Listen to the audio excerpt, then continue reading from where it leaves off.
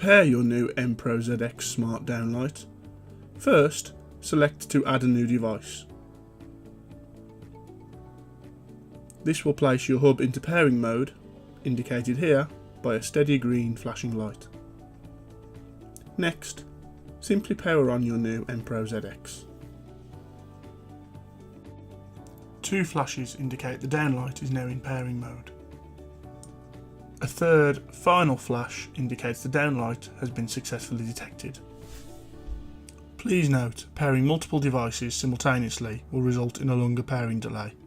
Please wait up to 3 minutes before pressing done.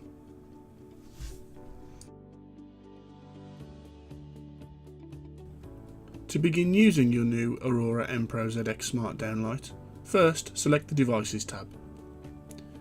Tapping on the device tile will turn the device off and on again. To access the downlight's advanced features, press and hold on the same tile. The slider on the left controls the brightness. Simply drag and release to select the desired brightness. The slider on the right controls the colour temperature of your downlight. Again, simply drag and release to set the desired colour temperature.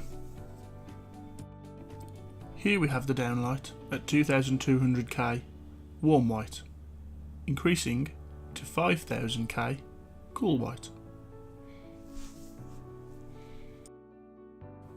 For advanced features including grouping, scene setting and scheduling, see our AOne app tutorial in a future video.